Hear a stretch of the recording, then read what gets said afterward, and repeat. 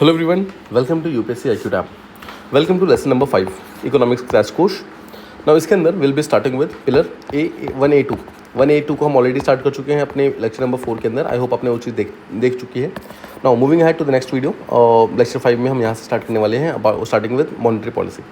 तो first things first, monetary policy क्या है? मॉनेटरी पॉलिसी बेसिकली ऐसी पॉलिसी जो आरबीआई बनाता है, ठीक है. किसी भी बेसिकली मतलब कंट्री का जो सेंट्रल गवर्नमेंट होता है जो उसको बनाता है उसे कहते हैं मॉनेटरी पॉलिसी. उस पर्टिकुलर कंट्री का एम क्या होता है? मनी सप्लाई को मैनेज करना और इंटरेस्ट रेट को मैनेज करना. ये दो चीज़ें हैं मॉनेटरी पॉलिसी के अंदर में.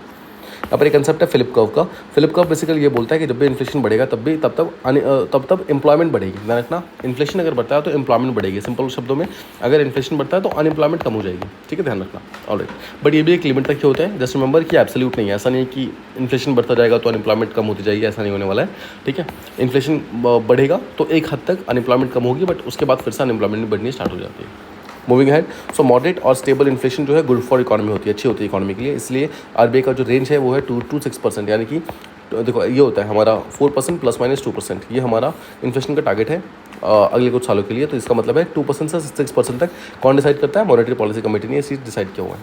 ऑलराइट, सो मॉनेटरी पॉलिसी के दो मेन टूल्स होते हैं. एक को बोलते हैं क्वांटिटेटिव, एक को बोलते हैं क्वालिटेटिव. तो क्वांटिटेटिव जो टूल्स है इसके बारे में हम बात कर लेते हैं.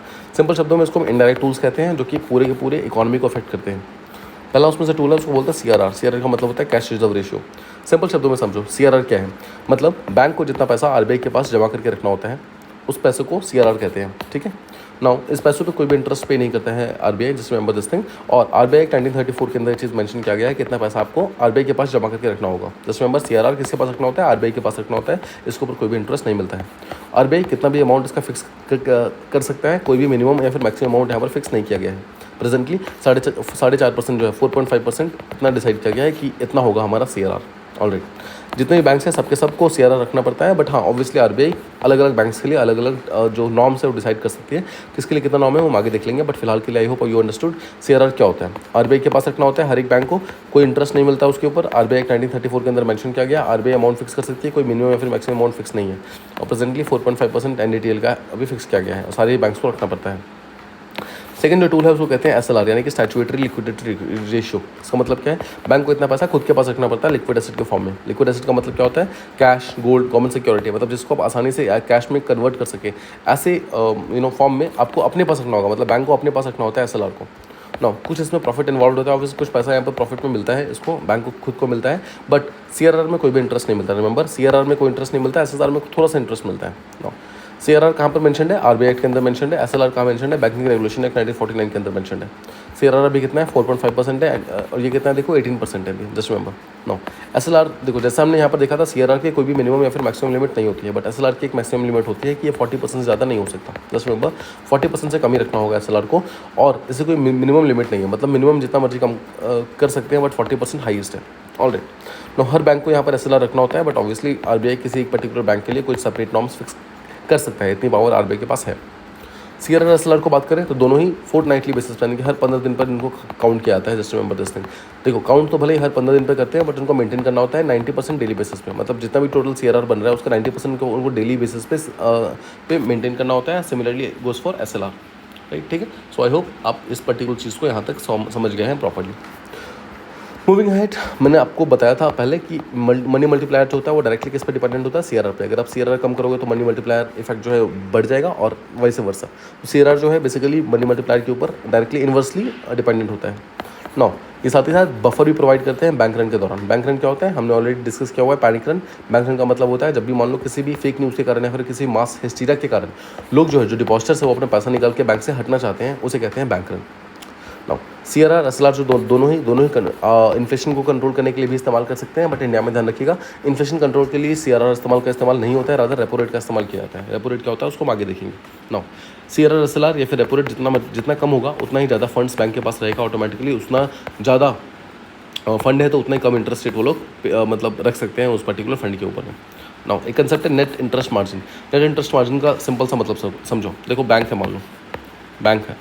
तो बैंक आपको पता है डिपॉजिटर से पैसा लेती है और बदले में उसको कुछ इंटरेस्ट रेट पे करती है. जैसे मान लो अगर 6% पे कर रही है और बदले में वही पैसा फिर बैंक जो है आगे जाकर बिजनेसमैन को देती है. मान लो इनको इंटरेस्ट रेट 8% पे दे रही है इंटरेस्ट रेट, तो ये जो डिफरेंस है ना 6% जितना वो पे कर रही है और 8% जितना उसको मिल रहा है, 2% का जो डिफरेंस है ना, इसी को बोलते हैं net interest margin. So simple शब्दों में नेट इंटरेस्ट मार्जिन क्या है, बैंक जब डिपॉजिट लेता है तो कुछ इंटरेस्ट पे करता है और बदले में जब वो लोन देता है तो कुछ इंटरेस्ट लेता है, दोनों इंटरेस्ट रेट के बीच का डिफरेंस है, उसे बोलते हैं नेट इंटरेस्ट मार्जिन। ठीक है, अब ये नेट इंटरेस्ट मार्जिन जितना ज़्यादा होगा उतना ही ज़्यादा बैंक का प्रॉफिट होगा। Next concept is liquidity overhang. देखो मान लेते हैं बैंक के पास बहुत सारा पैसा आ गया बट लोन की डिमांड नहीं बढ़ रही है, मतलब बैंक के पास पैसा तो बहुत सारा है बट लोन की डिमांड नहीं है, उसके कारण क्या होता है, बहुत सारा पैसा बैंक के पास रखा रह जाता है, जिसके कारण बैंक क्या करता है, लो इंटरेस्ट पे उस पर्टिकुलर पैसों को लोन पे दे देता है। ठीक है, ताकि लोगों के पास एटलीस्ट लोन रहे और उसके पास पैसा ज़्यादा से ज़्यादा मतलब लोन में निकल जाए। नो, ज़्यादा पैसा लोन में देने के कारण क्या होता है, मार्केट में पैसा का डिमांड ऑटोमेटिकली बढ़ जाता है, मार्केट में पैसा बढ़ जाता है, उसके कारण क्या होता है, इन्फ्लेशन आ जाता है।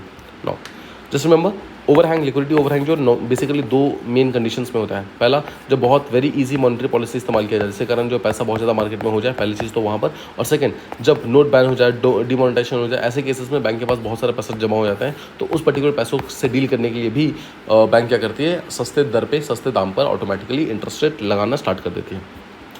अब आगे एक कंसेप्ट आता है इंक्रीमेंटल सीआरआर। इंक्रीमेंटल सीआरआर क्या समझो, देखो मान लेते हैं कि डिमोनेटाइजेशन हुआ है या फिर रिसेंटली जब 2000 रुपये का नोट वापस बैंक में जमा कराने को बोला गया था, तो उसमें क्या हुआ, बैंक ने बहुत सारा पैसा ऑटोमेटिकली अपने अपने बैंकों में जमा करा दिया। अब बैंकों के पास तो बहुत सारा पैसा आ गया ऑब्वियसली, मान लो अगर आपका अकाउंट एसबीआई के पास था तो एसबीआई के पास बहुत सारा पैसा आ गया। अब एसबीआई के पास बहुत सारा पैसा है तो एसबीआई क्या कर सकती है, उसको सिंपली उस पर्टिकुलर पैसों को आगे लोन में दे सकती है। अगर वो लोन में देगी, मान लो अगर लोन नहीं लेगा कोई तो लिक्विडिटी ओवरहैंग वाली कंडीशन आ जाएगी, बट अगर लोन ले लेगा तो उसको कम इंटरेस्ट पे लोन देना पड़ेगा, बिकॉज उसके पास पैसे बहुत ज़्यादा है और लोन लेने वाले लोग बहुत कम है, इसलिए कहीं कम इंटरेस्ट रेट पे देने के कारण बहुत सारे लोग उसका लोन लेना स्टार्ट कर देंगे, उसके कारण क्या होगा, मार्केट में फिर से पैसा बढ़ जाएगा और इन्फ्लेशन का जो सिचुएशन है वो यहाँ पर आ जाएगा। तो जस्ट रिमेंबर ये चीज़, आरबीआई ने इस चीज़ को रोकने के लिए आईसीआरआर लाया है, इंक्रीमेंटल सीआरआर। मतलब आरबीआई ने बोला कि जब नोट बैन होता है या फिर डिमोनेटाइजेशन होता है, कुछ भी ऐसा होता है, उस टाइम जितना भी पैसा एक्स्ट्रा पैसा बैंक के पास जमा होता है उसका 10% एक्स्ट्रा पैसा आपको सीआरआर के रूप में आरबीआई के पास जमा करना होगा। मतलब इंक्रीमेंटल सीआरआर, मतलब जितना सीआरआर था वो तो ठीक है, उसके अलावा एक्स्ट्रा कुछ सीआरआर आपको जमा कराना होगा, बिकॉज आपके पास एक्स्ट्रा पैसा है। ऐसा क्यों किया जाता है, ताकि बैंकों के पास ज़्यादा पैसा ना रहे और ज़्यादा वो सस्ते दामों पर लोन दे ही ना पाए। सस्ते दामों पर लोन नहीं देंगे तो ऑटोमेटिकली मार्केट के अंदर वो नहीं आएगी, ध्यान रखना, जो इन्फ्लेशन है वो नहीं आएगी। ठीक है, तो ये एक टेम्प्रेरी प्रोविजन था, जस्ट रिमेंबर, ये कोई परमानेंट प्रोविजन नहीं है। Just remember this thing, ICRR जो है इंक्रीमेंटल सीआरआर, ये एक बहुत ही टेम्प्रेरी प्रोविजन है। और सीआरआर आईसीआरआर दोनों ही केसेस में यहाँ पर जो इंटरेस्ट रेट है पे नहीं करेगा RBI, just remember this thing. ठीक है, और बैंक की बात करें तो बैंक जो है they are required to calculate CRR on a fortnightly basis, जैसे मैंने आपको पहले बताया, हर 15 दिनों पे कैलकुलेट करना होता है, लेकिन उसका 90% जो है वो डेली बेसिस पे मेंटेन भी करना होता है। This is again very very important. एक और कंसेप्ट यहाँ पर आता है आरबीआई का liquidity adjustment facility. No, LAF क्या, देखो लिक्विडिटी को एडजस्ट करने की फैसिलिटी है। मतलब कि अगर पैसा मान लो मार्केट में जितना भी है उसको एडजस्ट करना है, मतलब या तो बढ़ाना है या फिर कम करना है, तो उसके लिए दो विंडोज़ होते हैं। पहला विंडो का नाम है रेपो रेट और सेकंड का नाम है रिवर्स रेपो रेट, जिसको हम रेपो और रिवर्स रेपो बोलते हैं। पहले समझते हैं रेपो रेट क्या होता है। देखो आपको पता है कि बैंकों को एसएलआर के रूप में टोटल 18% पैसा जो है, मतलब जो गवर्नमेंट सिक्योरिटी है या फिर कोई भी लिक्विड एसेट है, उसको अपने पास खुद के पास रखना होता है। तो उन एसएलआर को हटाकर, मतलब उन एसएलआर में जो गवर्नमेंट सिक्योरिटी रखी हुई है उसको हटा करके जो बाकी गवर्नमेंट सिक्योरिटी अगर बैंक के पास है, वो गवर्नमेंट सिक्योरिटी क्या करेगी, बैंक आरबीआई के पास वो रखेगी, जमा करके रखेगी। ठीक है, और बदले में क्या करेगी, आरबीआई उसको पैसा देगा ऑब्वियसली। मतलब गवर्नमेंट सिक्योरिटी जो बैंक है वो देगा आरबीआई को, तो आरबीआई बदले में उसको पैसा देगा, मनी देगा। ठीक है, नाउ बैंकों के पास पैसा है तो ऑटोमेटिकली बैंक को उस पैसे से जो भी काम करना चाहते हैं वो काम कर सकते हैं। उसको कहते हैं रेपो रेट। रेपो रेट का सीधा सा मतलब क्या है, मतलब जिस रेट पे, सिंपल शब्दों में जिस रेट पे बैंक जो है वो लोन लेते हैं आरबीआई से अपनी गवर्नमेंट सिक्योरिटी को गिरवी रख के। ना समझो रेपो रेट से लोन कैसे लिया जाता है। तो रेपो का फुल फॉर्म होता है रीपर्चेज एग्रीमेंट। रीपर्चेज एग्रीमेंट का मतलब क्या, मान लो कि बैंक ने बहुत सारा रेपो जो है अपना, मतलब बहुत सारे गवर्नमेंट सिक्योरिटी जो है वो आरबीआई के पास जमा कराया और आरबीआई ने उसको बदले में वो दे दिया, पैसा दे दिया। और एक पर्टिकुलर टाइम पीरियड के बाद इस बैंक को क्या करना पड़ेगा, उस आरबीआई के पास जाकर वो सारी के सारी गवर्नमेंट सिक्योरिटी जो है वो वापस लेकर आने पड़ेंगे, मतलब रीपर्चेज करना पड़ेगा एट अ हायर प्राइस। मतलब जितना भी प्राइस पहले डिसाइड हुआ था, जिस प्राइस पे पहले डिसाइडेड है, उस हायर प्राइस पे बैंक अपने गवर्नमेंट सिक्योरिटी को वापस खरीद लेगा। और गवर्नमेंट सिक्योरिटी को खरीदने के बाद क्या होगा, ऑटोमेटिकली मार्केट के अंदर क्या होगा, पैसा ऑटोमेटिकली इंक्रीज हो जाएगा। This is called as repo rate. Repo rate एक ऐसा मैकेनिज्म है जिसके थ्रू बैंक जो है वो आरबीआई से पैसा ले सकती है अपने गवर्नमेंट सिक्योरिटी को गिरवी रख के। ऑलराइट, ठीक है, इसी रेपो रेट को पॉलिसी रेट भी बोला जाता है। इसी को इस्तेमाल किया जाता है इन्फ्लेशन को कंट्रोल करने के लिए आरबीआई के द्वारा, सिंपल शब्दों में। सेकंड है एक और, देखो रेपो से रिलेटेड एक कंसेप्ट है मार्केट रेपो। ध्यान रखिएगा, रेपो सिर्फ और सिर्फ आरबीआई और बैंक के बीच में नहीं होता है, अदर जो बाकी बैंक है, एनबीएफसी है, कोई मार्केट वगैरह है, वो सब भी आपस में मिलकर रेपो के प्राइस पर एक दूसरे को लोन वगैरह दे सकते हैं। ध्यान रखिएगा, सो मार्केट रेपो भी यहाँ पर प्रेजेंट है। सेकंड आता है रिवर्स रेपो। रिवर्स रेपो का मतलब क्या है, सेम चीज़ है बट ऑपोजिट सिनेरियो है। मान लो यहाँ पर बैंक के पास बहुत सारा पैसा आ गया और बैंक क्या करता है, अपना पैसा चाहता है आरबीआई के पास कुछ पैसा जमा कराना, तो आरबीआई क्या करेगा, अपना गवर्नमेंट सिक्योरिटी बैंक को देगा और बदले में वो आरबीआई से पैसा ले लेगा, मतलब बैंकों से पैसा लेगा और बदले में अपना गवर्नमेंट सिक्योरिटी दे देगा। बाद में क्या करेगा, इसी गवर्नमेंट सिक्योरिटी को वापस ले लेगा आरबीआई और बदले में फिर से पैसा दे देगा। तो इस तरीके से रिवर्स रेपो का यहाँ पर पूरा गेम होता है। रेपो एंड रिवर्स रेपो यहाँ पर उल्टा है। सो उम्मीद करता हूँ आपको रिवर्स रेपो रिवर्स दोनों ही चीज़ें प्रॉपर्ली समझ आ गई। देखो मैच्योर होने पर क्या होता है, बैंक गवर्नमेंट सिक्योरिटी आरबीआई को वापस कर देगा और बदले में पैसा फिर से वापस ले लेगा। तो this is called as reverse repo agreement. Now यहाँ पर ध्यान देने वाली बात यह है कि रिवर्स रेपो जो है ये तो बहुत ज़्यादा इजी हो जाएगा ना बैंकों के लिए कि जब भी उनके पास एक्स्ट्रा पैसा है वो सिंपली आरबीआई के पास जमा करा दे और बदले में इंटरेस्ट लेते रहे, तो ये तो बहुत गलत हो जाएगा। तो आरबीआई ने बोला है कि मैं चाहूँ तो एक्सेप्ट भी कर सकता हूँ, मैं चाहूँ तो रिजेक्ट भी कर सकता हूँ। अगर मुझे लगेगा कि जनरल केस है तो मैं ऑटोमेटिकली एक्सेप्ट कर लूँगा, बट अगर मुझे लगेगा कि जनरल केस नहीं है तो मैं उसको रिजेक्ट कर दूँगा, मतलब मैं तुम्हारा रिवर्स रेपो अपने पास एक्सेप्ट नहीं करूँगा। ठीक है, ध्यान रखिएगा, जब भी रेपो होता है तो इंटरेस्ट का फायदा आरबीआई को मिलता है और जो रिवर्स रेपो होता है तो इंटरेस्ट का फायदा बैंक को मिलता है। Again this is very important. Now एक और कंसेप्ट आता है current repo versus neutral repo. Current repo का मतलब है जो भी रेपो रेट अभी चल रहा है उसको बोलते हैं करंट रेपो। न्यूट्रल रेपो का मतलब क्या है, न्यूट्रल रेपो का सीधा सा मतलब इसको हम ऑप्टिमम न्यूट्रल रेट भी बोलते हैं। क्यों बोलते हैं, बिकॉज इतना ऑप्टिमम इतना रेपो होना चाहिए अगर हम चाहते हैं कि हमारी इन्फ्लेशन कंट्रोल में रहे और हमारा अनएम्प्लॉयमेंट का जो है वो कम रहे, मतलब जो जितना भी रेशियो है वो कम रहे। सो वो जो एक मॉडरेट एक ऑप्टिमम नंबर है ना रेपो रेट के लिए, उसको हम बोलते हैं न्यूट्रल रेपो। ठीक है, ध्यान रखिएगा, न्यूट्रल रेपो इंडिया में नहीं होता है तो आरबीआई इसको डिसाइड नहीं करता है। इंडिया में सिंपली करंट रेपो का कंसेप्ट है और रिवर्स रेपो का कंसेप्ट है। ऑलरेडी आत्मनिर्भर भारत नाम का एक कंसेप्ट, यानी कि कुछ स्कीम्स लेकर आए थे आरबीआई और गवर्नमेंट के द्वारा, ये कुछ सेट ऑफ रिफॉर्म्स लेकर आए थे। एम क्या था, एम था इंडियन इकोनॉमी को रिवाइव करना कोविड के बाद में। तो बहुत सारे अलग अलग कंसेप्ट लेकर आते हैं, बैंकिंग रिफॉर्म्स की हम बात करते हैं। पहले बोलते हैं एलटीआरओ लेकर आते हैं। एलटीआरओ का मतलब क्या, लॉन्ग टर्म रेपो ऑपरेशंस। देखो अभी तक हमने देखा जितने भी रेपो वगैरह होते हैं वो शॉर्ट टर्म के लिए होते हैं, 1 साल या फिर उससे कम के लिए होते हैं। बट लॉन्ग टर्म रेपो में क्या होता है, 1 से 3 साल तक के लिए आप उसको किसी भी बैंक वगैरह को लोन देते हो और जो इंटरेस्ट होता है वो कंपाउंड इंटरेस्ट रेट आप उससे चार्ज करते हो। So LTRO I hope it is clear, long term repo 1 से 3 साल के लिए देंगे और कंपाउंड इंटरेस्ट रेट चार्ज करेंगे। सेकंड है टीएलटीआरओ।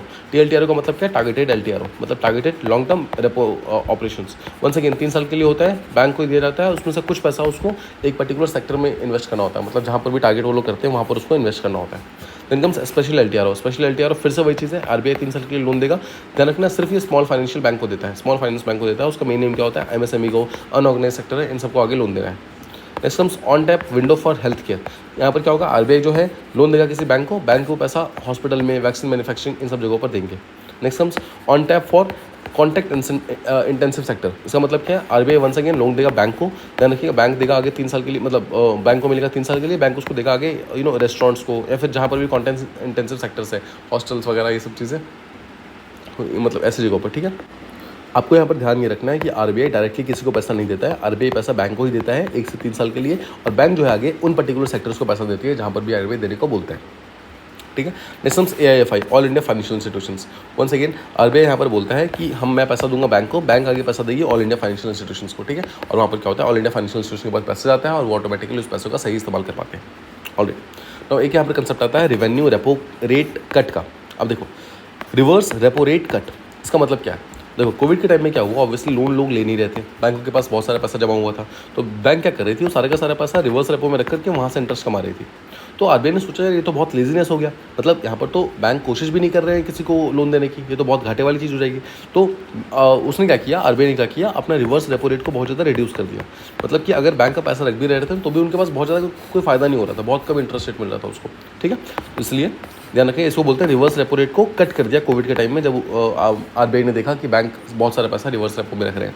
ऑलरेडी नाउ एम क्या था इसका, एम ये था कि वो बैंक को डिस्करेज करना चाहता था ताकि जो आइडल मनी है वो सारा का सारा वो आरबीआई के मतलब पास ना रखे, अदर वो कोशिश करे लोन वगैरह देने की। लेकिन इकोनॉमिक सर्वे में ये मेंशन किया गया कि ये सब होने के बावजूद बैंक सारा का सारा मतलब बहुत सारा पैसा आरबीआई के पास ही रख रही थी, बिकॉज लोन लेने वाला कोई था ही नहीं ना उस टाइम में। सोचो कोविड वाला सिचुएशन चल रहा था तो कौन लोन लेता, दैट इज़ वाई बैंक अभी भी पैसा अपना सारा का सारा आरबीआई के पास ही रख रही थी।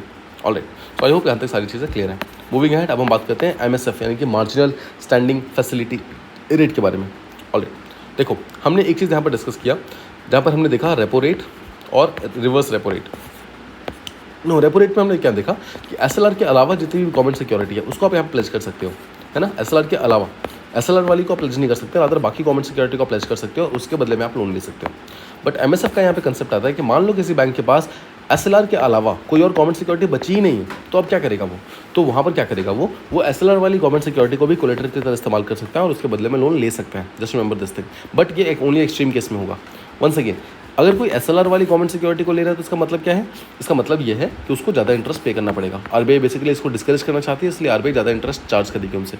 नो, ठीक है, आई होप आप समझ रहे हो। अगर नॉर्मल गवर्नमेंट सिक्योरिटी को खरीद करके मतलब प्लेस करके कोई मतलब कर रहा है, कोई लोन ले रहा है, तो उसको बोलते हैं रेपो रेट। बट कोई अगर SLR वाली गवर्नमेंट सिक्योरिटी को बेचे कर रहा है तो उसको बोलते हैं MSF, यानी कि marginal standing facility repo rate. ठीक है, नाउ कौन ले सकते हैं MSF? ध्यान रखिएगा, MSF सब नहीं ले सकते हैं। पहली चीज़ तो शेड्यूल कमर्शियल बैंक ले सकते हैं और सेकंड RRBs यानी कि रीजनल रूरल बैंक ले सकते हैं। बस यही दोनों जो हैं वो MSF के थ्रू पैसा ले सकते हैं लोन में। जो हमारा SLR है उसके वाले गवर्नमेंट सिक्योरिटी को इस्तेमाल करके लोन ले सकते हैं। नाउ जैसा मैंने आपको बताया, RBI इस पर ज़्यादा इंटरेस्ट रेट चार्ज करती है और ये लॉजिकल भी है, बिकॉज ऑब्वियसली RBI इसको इंकरेज नहीं करना चाहती, डिस्करेज करना चाहती है, इसलिए ज़्यादा इंटरेस्ट रेट चार्ज करती है ताकि बार बार लोग इसको इस्तेमाल ना करें। अब अगर सिंपल शब्दों में बताऊं तो रेपो रेट से कहीं ज़्यादा होगा MSF। सिंपल शब्दों में लॉजिकल से बात है, रेपो रेट में जितना इंटरेस्ट चार्ज करता है उससे ज़्यादा इंटरेस्ट रेट चार्ज करेगा MSF के केस में। तो अगर मैं बात करूँ तो MSF कितना होता है, तो जितना भी रेपो रेट होगा ना उससे 0.25% ज़्यादा होता है MSF, मतलब उतना ज़्यादा इंटरेस्ट रेट पे करना पड़ता है बैंक वगैरह को। ठीक है, I hope this much is clear. Moving ahead, अब हम बात करते हैं बैंक रेट की। बैंक रेट क्या होता है? देखो, बैंक रेट सिंपल शब्दों में कुछ नहीं है। बैंक रेट बेसिकली पहले एक कंसेप्ट हुआ करता था, यानी कि एक ऐसा प्राइस था, एक ऐसा रेट था जिसके ऊपर RBI फर्स्ट क्लास सिक्योरिटी को डिस्काउंट करती थी। बट इसको भूल जाओ अभी, सिंपल शब्दों में बस याद रखो, बैंक रेट को ज़्यादा इस्तेमाल नहीं करते हैं, बहुत ही कम इस्तेमाल करते हैं। बैंक रेट जो है उसको RBI एक्ट 1934 के अंदर मेंशन किया गया था। तो बैंक रेट उतना ही है जितना MSF रेट होता है। MSF कितना होता है? जितना रेपो रेट है प्लस 0.25%। ठीक है, तो ध्यान रखिएगा, बैंक रेट और MSF दोनों ही रेपो रेट से ज़्यादा होते हैं। नाउ बैंक रेट के थ्रू बैंक बोरो कर सकता है। कोलेटरल चाहिए कि नहीं चाहिए बहुत क्लियर नहीं है। जस्ट रिमेंबर, मुनाल सर ने भी यही बोला था कि बहुत क्लैरिटी नहीं है इस चीज़ के ऊपर। ड्यूरेशन क्या है? लॉन्ग टर्म, मतलब लॉन्ग टर्म चीज़ों को यहाँ पर बैंक रेट जो है वो लेकर आ सकता है। और यूटिलिटी क्या है? सिंपल शब्दों में समझो, अगर कोई पर्टिकुलर बैंक जो है CRR SLR को प्रॉपर्ली मेंटेन नहीं करता है तो बदले में कितनी पेनल्टी होगी, वो किससे डिसाइड होता है? वो बैंक रेट से डिसाइड होता है। ठीक है, बैंक रेट के ऊपर पेनल्टी मिलती है। नाउ रेपो रेट और MSF के बारे में बात कर लेते हैं। रेपो रेट 2000 में आया था। इसका मॉनेटरी पॉलिसी कमेटी जो है वो उसको डिसाइड करती है और बैंक, NBFC, गवर्नमेंट, ये सब इसके रेपो रेट के ऊपर लोन ले सकती है, जिसमें आपको गवर्नमेंट सिक्योरिटी जो SLR के बाहर है उसको आपको प्लेस करना होता है, बदले में आपको लोन मिलता है। शॉर्ट टर्म के लोन्स मिलते हैं आपको, यहाँ पर ध्यान रखिएगा। शॉर्ट टर्म बोरोइंग हो सकती है बाय ऑल कॉन्ट्रैक्ट्स ऑफ मतलब जो RBI के जितने भी क्लाइंट्स हैं, भले ही वो बैंक हो, NBFC हो, गवर्नमेंट हो, सब रेपो रेट के थ्रू लोन ले सकते हैं। बट अगर हम MSF की बात करें, ध्यान रखिएगा, MSF रेपो रेट की 11 साल के बाद यानी कि 2011 में आया था। उसका कंसेप्ट था रेपो प्लस X%। ठीक है, देखो SCB और RRB दोनों मिलकर के इसको लोन ले सकते हैं। यहाँ पर SLR वाली गवर्नमेंट सिक्योरिटी का इस्तेमाल करके आप यहाँ पर लोन ले सकते हो। ये शॉर्ट टर्म के लिए होता है और ये इमरजेंसी बोरोइंग के लिए होता है। अगर आप ध्यान से देखो तो रेपो रेट और MSF में एक चीज़ क्या है कॉमन, क्या है? शॉर्ट टर्म, दोनों ही शॉर्ट टर्म के लेते हैं और बैंक रेट जो है वो लॉन्ग टर्म के लिए लोन देता है। सो उम्मीद करता हूँ बैंक रेट आपको प्रॉपर्ली समझ आ गया होगा। मूविंग हैंड, यहाँ पर एक नया कंसेप्ट आता है SDF का, स्टैंडिंग डिपॉजिट फैसिलिटी रेट। देखो सिंपल शब्दों में समझो, जब भी रिवर्स रेपो रेट में बैंक अपना पैसा RBI के पास रखती है तो RBI क्या करती है? बदले में गवर्नमेंट सिक्योरिटी देती है। बट RBI बोलती है कि मुझे तो गवर्नमेंट सिक्योरिटी क्यों देना पड़ रहा है, मगर RBI तो यहाँ पर सुप्रीम है, तो RBI गवर्नमेंट सिक्योरिटी क्यों देगा? तो RBI सिंपली बोलता है कि अब से मैं बैंकों का पैसा तो एक्सेप्ट कर लूँगा, बट बदले में गवर्नमेंट सिक्योरिटी प्लेज नहीं करूँगा। सिंपल शब्दों में तो स्टैंडिंग डिपॉजिट फैसिलिटी का मतलब है RBI जो है बिना गवर्नमेंट सिक्योरिटी के ही, बिना कोलेटरल के बेसिकली पैसा लेता है अलग अलग बैंक से और बाद में उनको पैसा वापस कर देता है जब भी उनको जरूरत होती है। तो एम क्या होता है? इन्फ्लेशन कॉम्पीट करना। ना क्वेश्चन है क्या वो इंटरेस्ट पे करेगा? The answer is yes. RBI अभी भी इंटरेस्ट रेट पे करता है। ठीक है, और इन्फ्लेशन को मतलब कॉम्पीट भी करता है। ना हेल्प क्या करता है? RBI इससे एक्स्ट्रा मनी जो मार्केट में होता है उसको निकालने में हेल्प करता है SDF के थ्रू, और SDF basically short term provision के लिए होता है। नो, यहाँ पर अगर मैं आपको सिंपल शब्दों में समझाऊँ तो आप इतना बस ये याद रखो। देखो, रेपो रेट और MSF दोनों ऑलमोस्ट सेम है, रिवर्स रेपो और SDF दोनों ऑलमोस्ट सेम है। कैसे? देखो, रेपो रेट में क्या होता है? बेसिकली नॉन SLR वाली जो गवर्नमेंट सिक्योरिटी है उसके ऊपर लोन दिया जाता है। MSF में क्या होता है? SLR वाली गवर्नमेंट सिक्योरिटी में लोन दिया जाता है, मतलब ये दोनों सेम है। ऑलराइट, बाकी सब कुछ सेम है। देखो, RBI पैसा देती है, बैंक और NBFC पैसा लेती है। MSF में कौन पैसा लेती है? शेड्यूल कमर्शियल बैंक और RBI पैसा लेती है। रेपो रेट से थोड़ा ज़्यादा होता है MSF का, दोनों में कोलेटरल चाहिए होता है और किसके मन से देना होता है? तो RBI के मन से देना होता है, और इसको SCB और RRB को नॉर्मली RRB मना नहीं करता है। तो रेपो और MSF दोनों रिलेटेड है। सेकंड है रिवर्स रेपो और SDF, ये दोनों रिलेटेड है। कैसे? देखो, रिवर्स रेपो का मतलब है बैंक पैसा देगा और बदले में गवर्नमेंट सिक्योरिटी जो है RBI देगा, मतलब गवर्नमेंट सिक्योरिटी अपना देगा, जो RBI है वो अपना गवर्नमेंट सिक्योरिटी देगा और बैंक बदले में पैसा देगा। ये SDF क्या है? बोल रहा है मैं गवर्नमेंट सिक्योरिटी तो नहीं दूंगा, मतलब RBI गवर्नमेंट सिक्योरिटी नहीं देगा बट बदले में पैसा ले लेगा। तो ये दोनों रिलेटेड है वंस अगेन।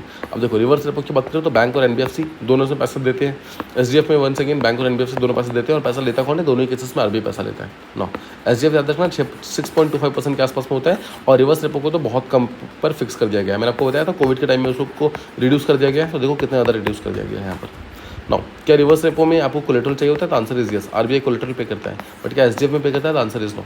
ठीक है, ध्यान रखिएगा। फाइनली किसके मन से होता है? तो रिवर्स रेपो में आरबीआई की चलती है, आरबीआई बोलेगा मैं लूंगा तो लूंगा, नहीं तो नहीं लूंगा। यहाँ पर सेम वही चीज़ है, आरबीआई लेता है, आरबीआई बोलता है कि पैसा जिसको चाहिए ले लो, नहीं चाहिए तो मत लो, सिंपल।